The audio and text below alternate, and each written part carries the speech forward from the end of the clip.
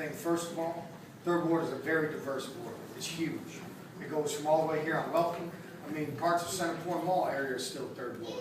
It goes all the way down to Breton 44th. There's a lot of diverse precincts that you have to be very sensitive to different details in those precincts and what the needs are. But there's also needs across the whole ward in general. And that comes to my second point, neighborhood safety. We can all agree that community safety is an issue.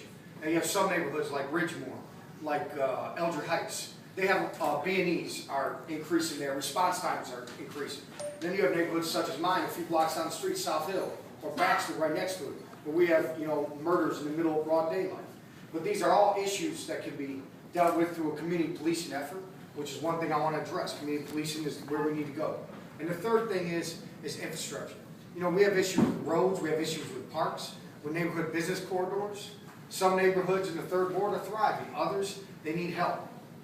And so that's a major issue. You know, I'm all for downtown development, and I like to see that, but we cannot negate the neighborhoods in which we live. That's where the heart of this city is at, that's where it's always going to be at. We can't forget that. So your question was, what's one issue? I'm going to try and stick to answering with one issue.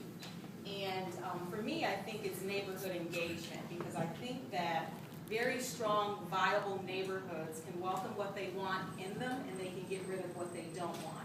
And so when you think about what the issue may be in one neighborhood is going to be totally unique in another.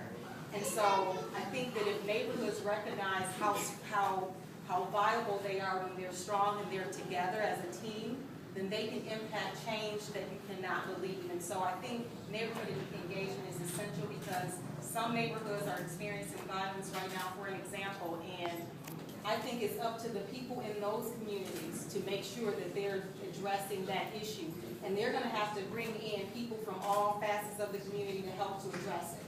One of those, you know, so the police is going to be a part of that. The business community is going to be a part of addressing this issue of violence. It isn't just one person or one group's responsibility to address it. And I think all of this goes back to neighborhood